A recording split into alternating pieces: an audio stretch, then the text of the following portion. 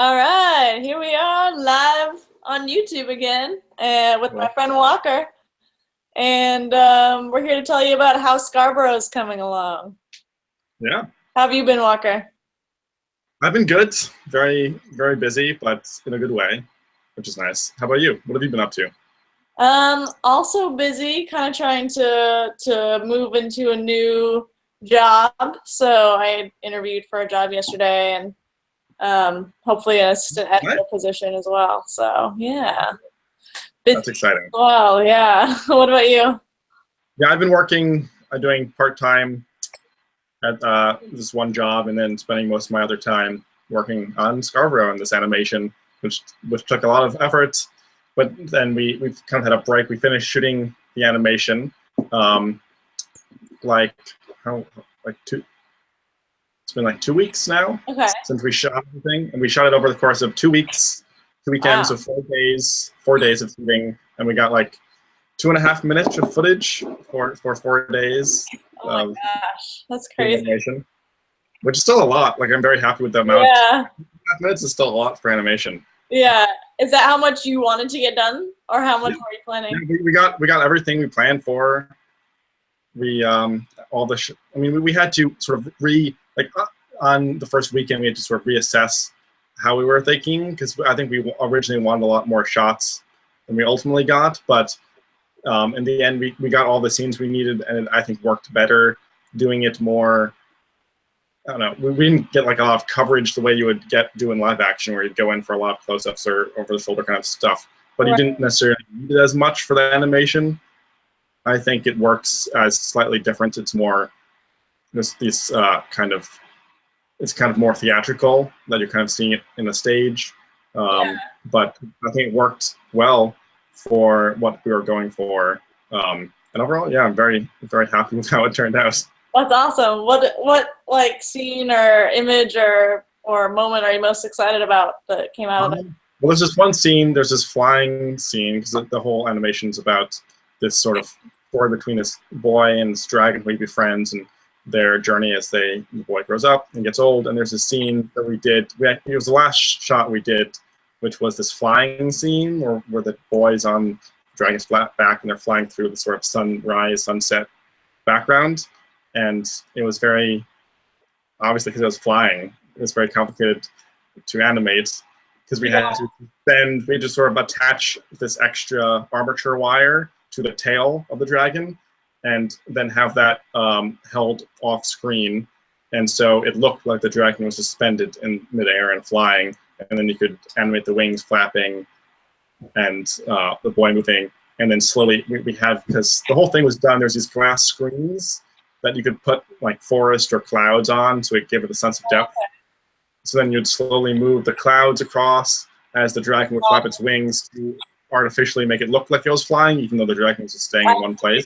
Right, because I didn't think about that. The clouds have to move if the dragon's flying. Otherwise, we'd have to animate the dragon actually moving, which would right. Yeah.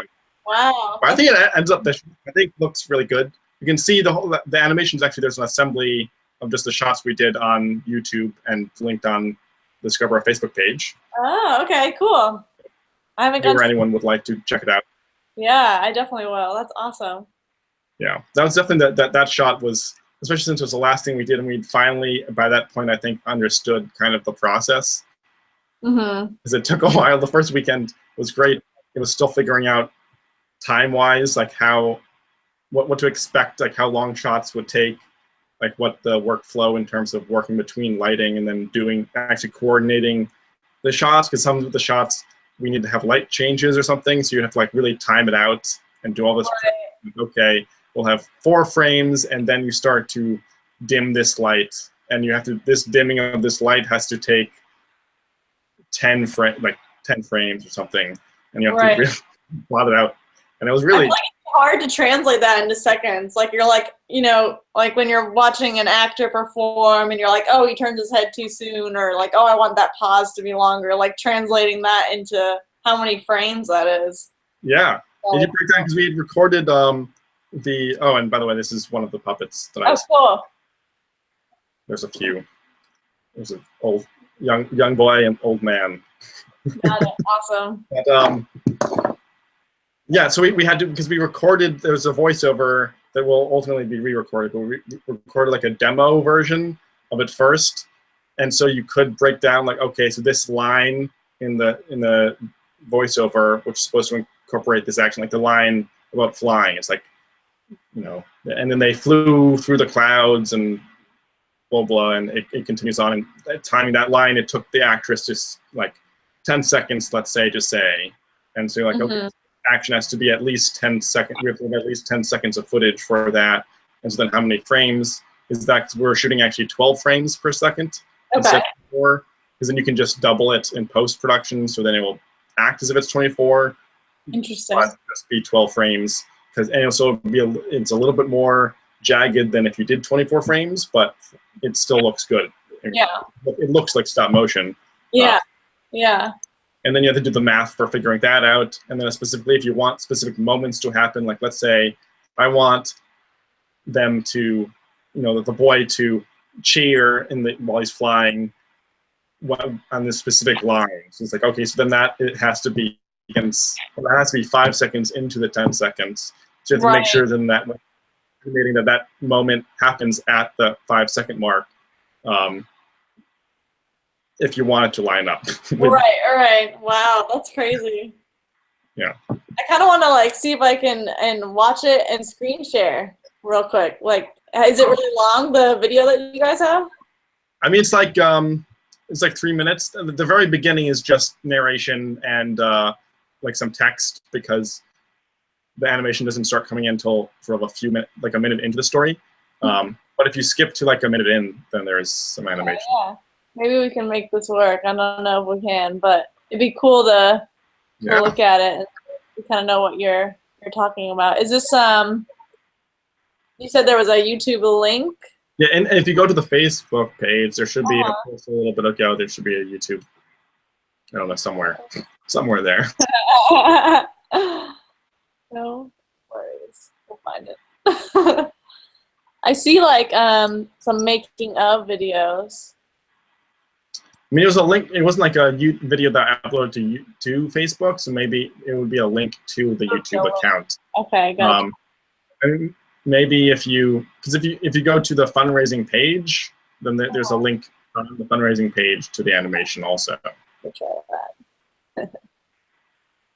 If I go to it, would you be able? I found it. No, I found it. Yeah. Okay, let's see. Let's see. I'm gonna screen share this. Settings? No. I never do this. Okay, there we go. Screen share. There. All right, look at that. Technical. Wow. Pretty good? The beast in the eye. Oh my gosh. Hello, sir. The boy says, what's your name? I'm gonna turn off the sound on this so we can talk, but that looks amazing. Yeah. And then the flying part is coming up after this. Wow. So that is super cool. It's a little laggy here, but like that. Okay. You get the sense. Hopefully not that laggy. It'll be smoother than that. But it looks smooth to me. Like it looks really good on my screen. I don't know how the internet's translating it, but maybe just the internet on my end, it looks a little bit laggy, but yeah. Well, hopefully this will intrigue people to go check it out, because it looks really awesome. Yeah. How exciting. It's crazy. So, like this, there's a shot that's coming out where the lighting changes. Yeah. So it's supposed to be like kind of time lapse. So it's like going between day and night. And so that took everyone who was helping out with the shoot had to be on a different light with a dimmer. And so then we had to schedule, because there's the daylight would fade down as the moonlight faded up. And so we broke down, and then I would be because basically you could connect the camera to the computer, and the computer is then where I controlled taking frames. So I would take a frame, like, okay, that's frame 5. And then everyone had to know, like, okay, by frame 5, they have to have dimmed down 10% or something like that. Right. And just long process of calling out numbers, and then everyone makes that, and then having but then it only is like less than a minute of footage, which is crazy. Okay. Yeah. It looks super cool. That especially that sequence that you were just mentioning, which was not screen share. Okay. The light going from day to night. That looks really cool. Thank you. And it looks like really well lit too. Like it's very glowy and like atmospheric. That's awesome. Yeah, Evan Yee, who did the lighting and the camera stuff, did a great job. Yeah, he did. It looks great. He did a great job lighting, and then Tom Coyne and then Lay, who were the animators, Lay animated the dragon, and Tom animated the boy / man, and so it was cool because you essentially had like, because when you're animating, the actual action of animating is kind of like acting, like in a certain kind of way. So having one person specific to each character and having to channel like understanding how that character moves, kind of. Yeah. Helped a lot, I think, give each character a personality, which is important in something like this. So they were actually moving them, and you were doing the photos. Yes. Okay, got it. Yeah, so I would be at the monitor at the computer, pressing enter in order to take the frame, and just making sure everyone knew, coordinating where everyone was at in terms of what people needed to know for the next movement or the lighting change, and but then Tom and Lay would actually be at the table moving the characters. That's super cool. It was a big team effort, and it was something. I mean, I'm very proud of it, but it's definitely the reason why it worked was because of everyone involved and all the other, like the animation specifically, because I'm not an animator, and so Tom and Lay's were the people who made it happen. Yeah. This film is thankful to them. Yeah, that's super cool. How has like what you've done so far with the animation changed anything for your filming plans? Not too much. I mean, basically, it makes me feel it's nice to know that at least we have this and something that I am proud of and like and think is good. So even no matter what happens with live action, at least we have a successful half a movie. Yeah, and also like, yeah, I feel like that probably was the hardest part, really. Yeah. I don't know. To me, that's like the hardest part. Yeah, I think because there's something I didn't really know about as far as I'd never done animation before, and just knowing that it works. And so even if time-wise there's more live action than there is animation, it's still sort of, as far as the story goes, it is half of the experience is the animation, kind of like it's half of the story. Mm-hmm. Emotionally. And so to know that at least we have that, and then the live action just has to complement and work with that, gives you a sense of especially going into something where there's even like the animation was difficult because we didn't know as much about it as what we're doing and figuring it out, but at least we only needed one location. Like it was just, we filmed it in Chandler's apartments and we built everything there, and we could have a smaller crew and everyone just sort of chilling while we were animating because you didn't have to worry about sound or actors or anything like that. And so now going with live action, having to deal with more money for live action to get permits and insurance and more equipment, because we just shot the animation on a 5D because it just still 5D as far as a photo camera works really well, and you can shoot raw and get really good quality. But if you want a little, maybe for live action, you want a little bit better quality camera and lenses or something. And so just dealing now with something that requires more money, but then to be confident that at least no matter what, you have the animation that works. Right. How did you do any like color correcting, so to speak, on the animated stuff? We will be, not yet. Mm-hmm. So essentially we have to go in. I don't know if you could tell, there's a few moments because we had these glass layers, there are some reflections of the characters in the glass. So we have to go in and each frame sort of paint out the reflections in like After Effects or Photoshop. Gotcha. And that's the big process that we have to do post-wise for the animation. And then you can tweak the color a little bit because we shot in RAW and change that. But the big task is to take out all the reflections. Yeah. I honestly think really not. It does look good though. Like it looks vivid from what I saw. Like I don't think you can really tell the reflections too much, but just to make it perfect. You have to go and do that, and then we have to re-record the audio, obviously, and then mix that, and so the audio is timed up even better with the image. Cool. Yeah, and it's cool now that I just have these little action figures. Yeah, it's a little memento. My room. That is super cool. I had another question. Now I'm trying to remember what it was. I mean, we kind of talked about the challenges, right? Like timing. But was there anything else? Any other unexpected challenges? For the animation, Mm-hmm. I think. And I just think it ultimately took a little bit more than I thought. It was originally like, oh, we can just do the animation before the live action. It doesn't require much money because we can just use a friend's 5D, and just the only cost will be getting sort of arts and crafts material and stuff. But the whole setup, as far as the lighting ended up being very complex that we did for the sunset and for the time lapse thing, and just the whole construction of the whole thing, I think ended up being a lot more than I thought it was. I think originally I was just like, oh, two chill weekends with friends. But it ended up being a lot more intensive than we'd thought. But I think it was fine. Like, it worked. It was good that it was that, because we got good results. And if we just we hadn't done as complicated lighting setups, I don't think it would have looked as good, because the lighting transitions, I think, really help a lot, especially since we didn't, the camera work is fairly, it's not that complicated. It's fairly just wide shots kind of this set. And so the fact that there was lighting changes going on allowed it to feel a little bit more complex than just sort of... Yeah, I definitely think so, yeah. But just that one scene that I saw of it going day to night, and the fact that you're animating him as this is happening, it's super cool. Yeah. Yeah.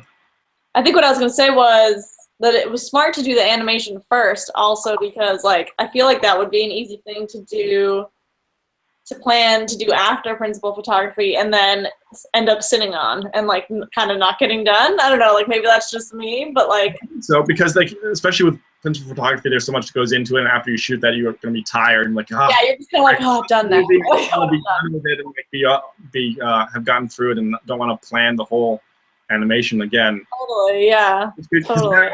Doing the animation first, you have to do all that planning, but now the film isn't finished until you shoot the live action, so we have to do that. Whereas you can, if we shot live action, you don't need the animation in order to... Right, you might end up... Story, the script would still be there, but I think it would still feel so empty, ultimately, I think, without the animation. And also, it works just as its own. It's almost being able to shoot 2 short films as one. Yeah, no, totally.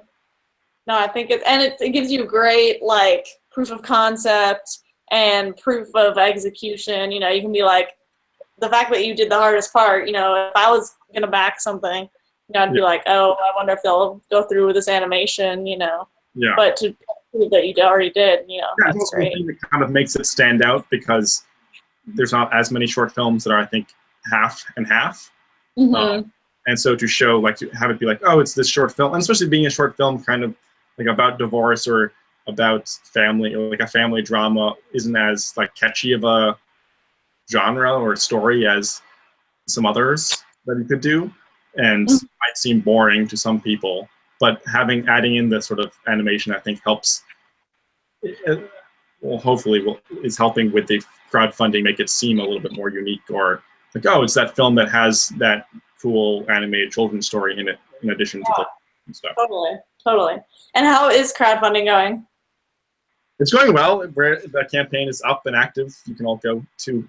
Is it just active, indefinitely? It is. Well, we can have it run as long as we want, which is nice. But at the same time, sometimes that gives you lack of momentum because you don't have an end date. We're oh, we only have 5 days left. Please help us reach our goal. But as of now, we have the end date, so we can put in our own end date that we could then change if we want to. So as of now, our goal is to get all of our funds, or at least as much funds as we can, by the end of this month. Because then the way it works is we get a check from the heart every month. So if once we reach hopefully a good enough goal by the end of April, and then we'll use whatever we've earned or raised throughout April is what we will use to shoot the live action. Awesome. And we will be able to continue to possibly raise funds that might help us with post-production or other things, but really for live action, because we're shooting at the end of May, and so once May hits, we really have to start paying the money to make sure we have the insurance and lock down the location and pay for equipment and all of that stuff. And so whatever we have raised by the end of April is what we're using for the budget for beginning May. And it's going well. I mean, like we're still looking at locations. There's a school scene, and we have a location we're going to use a church, like Sunday school classroom that we got for the school scene. And we're still talking. We have a number of different locations for the family's house that we're looking at, and like next week is the big deciding moment where we have to put our top 3 and like which one are we actually going to do. Mm-hmm. And we've been, since finishing animation, the past 2 weeks we've been rehearsing with actors, which has been great, and so everything's moving along, but still obviously a little nerve-wracking with the money, because I mean we'll be able to make the live action no matter what. Yeah. With what we raised, like right now we've raised almost 3,000, which isn't which is we were hoping, but it still works. Like you could still make the film with that. Yeah, and your goal again? Remind me. Our ultimate goal, like ideally, it would be 9,000.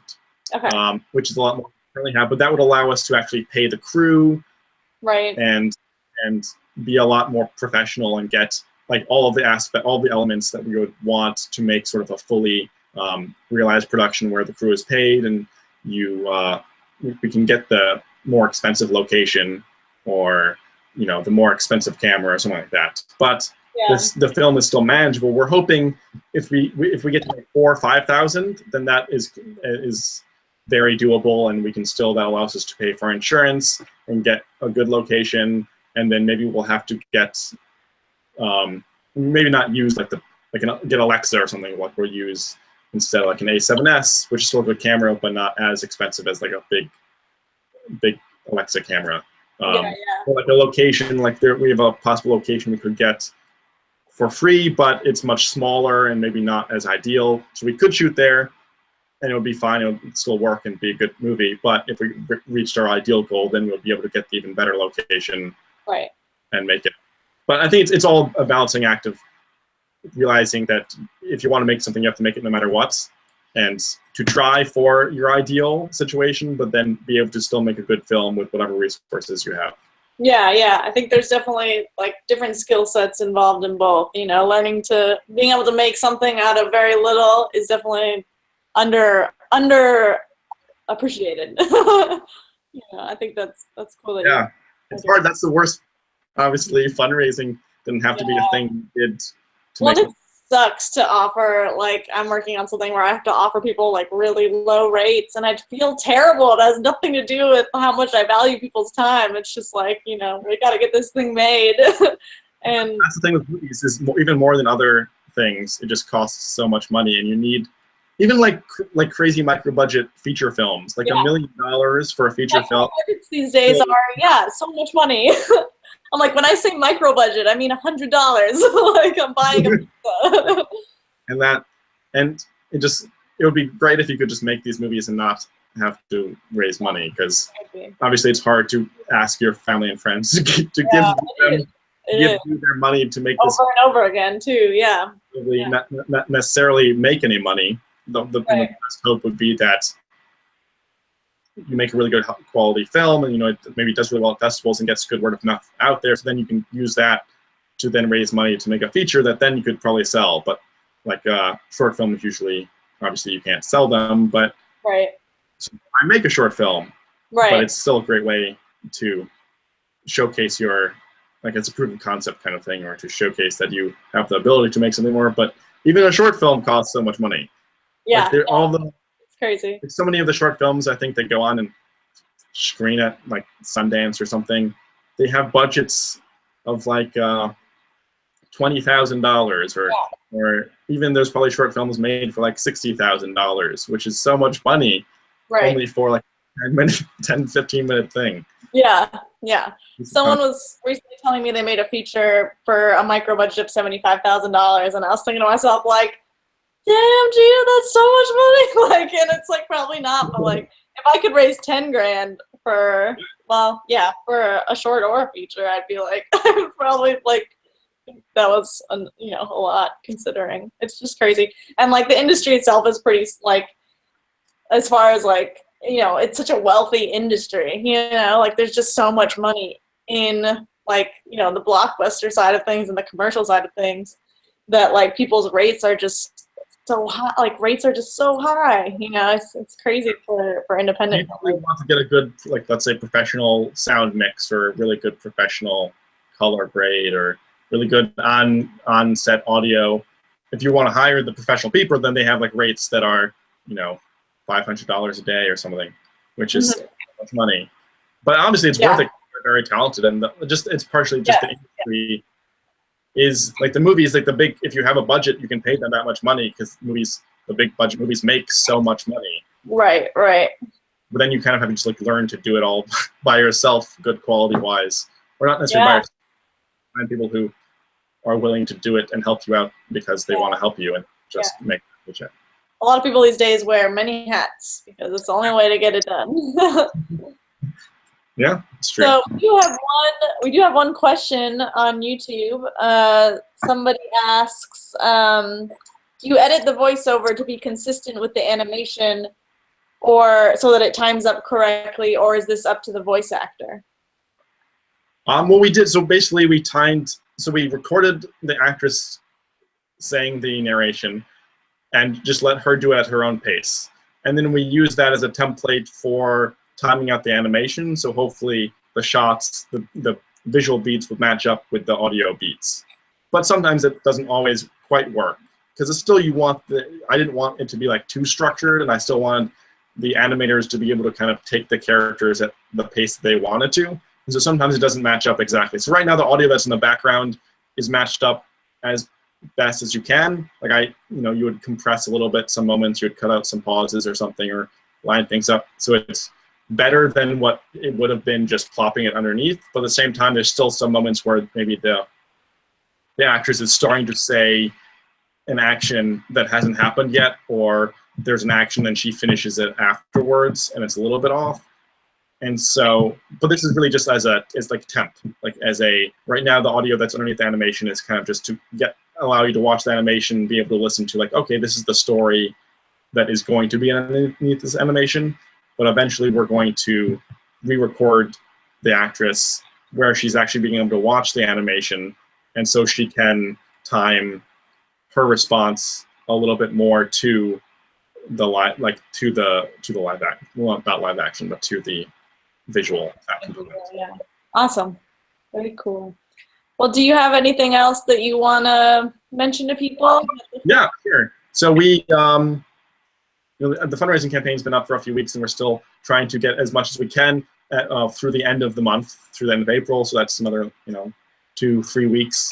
And so whatever, if you are watching or would like to support, $5, if about 100 people donated $5, that would be equivalent to one really rich person donating a lot of money. So that it always helps. And now we decided because originally the attraction, because we got a fiscal sponsorship through From the Heart, it means that all donations you give are tax deductible for your next year's taxes. And as taxes are almost done, that you could think about for next year, but still, everyone doesn't always. You're reminded how important it is.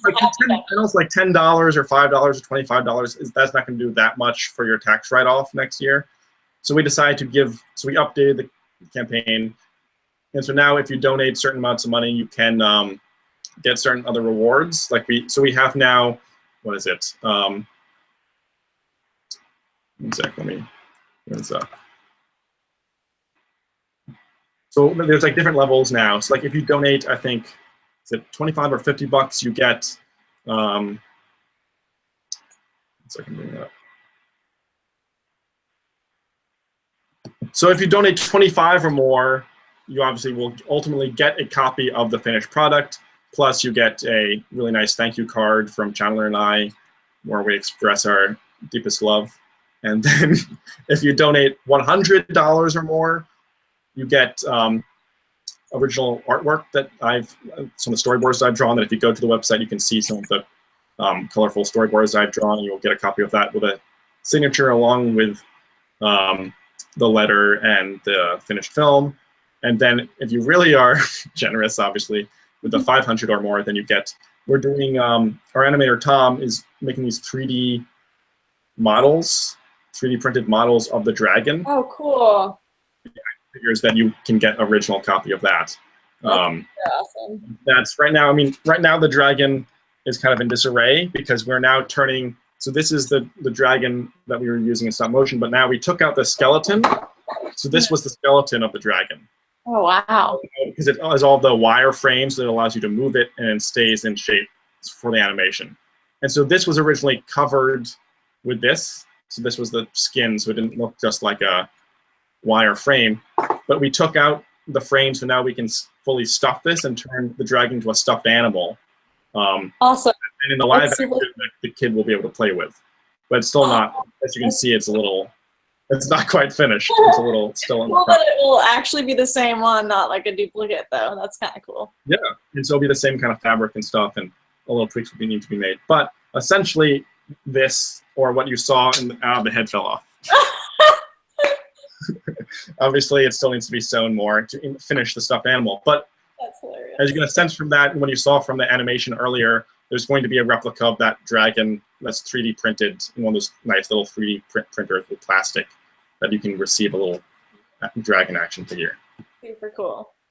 We also have another question from Damon, who we went to school with. Hi, Damon. Also, hi, Sierra. Shout out. He asked, did you originally plan on including animation, or was this something you found out was a possibility along the way? I mean, it was near the beginning. So originally, the script was written, and there was this aspect, there's a storytelling aspect where this mother tells her son this folktale that is this story of this dragon and a boy. And originally, there was no animation. It was just a scene with this long story. And then I was meeting with Chandler, and we're talking about making the movie, and just like a long scene of just a person telling a story can be nice, you know, but sometimes it can stall some action because obviously film is a visual medium, and if you just have someone sitting and talking for 10 minutes giving a monologue, that isn't necessarily always interesting. Yeah. And I'd always loved animation, and I always thought it was something I wanted to do. And I knew Tom was out in LA, and we had been in the same thesis class, Tom and I loved his college thesis film called Whole. And I was like, why not try to see if he would be interested in doing a stop motion and make it would like add, I think, production value to the film. Like having an animation as part of it adds a lot of production value, and then also it would be a cool way to make it. And so this sort of central scene that takes place in the middle of the movie isn't as boring. So it gives it some visual context. It will still be cut back, so you'll still be seeing the mother telling the kid the story, and then you'll cut to, like right now, the assembly of the animation, it kind of takes it the whole time, so it just is like its own thing. And I want to, so the film will be able to be released as an animation in and of itself, so it's just like the kid's story, just like a storybook that you can see it without any interruptions, just as its own thing. But ultimately, when we edit it, we're gonna be intercutting the live action with these shots. So it'll be like you'll see the kid's reaction, and then I'll go to a shot of the animation, and then you'll see the mom telling the story for a little bit, and then I'll go back to the animation. Cool. Awesome. The Chan Man says hi. Is that Chandler? Hey, yes. Awesome. Hi, Chandler. Thanks for all your help getting this movie off the ground. Beautiful. All right. Well, so yeah, definitely. I'm gonna put the link to both the animation video and the crowdfunding campaign in the comments section, so people can check it out. And you know, I'll be posting. I'm definitely gonna donate for the end of the month, and I hope that some other people will too. I'll definitely make sure to share it around and try and help you guys. Yeah. Anyone who is watching, sharing is just as helpful, I think, as donating. Yeah, truly. And sharing helps spread the word, so it's not. And if you can't donate and you can just share, that still helps a lot. So. Awesome. Cool. Well, thank you, Walker, for taking some time to Thank you. hang out on the Google Hang. Yeah, great talking. I've enjoyed doing this the second time. Yeah, me too. Let's do it again soon. Maybe after production we can do round 3. Yeah, totally. Awesome. That'd be awesome. Cool. All right. Well, thanks everybody for watching. Our 4 viewers, you guys are rock stars. And and we'll see you next time. Cool. Bye. Bye.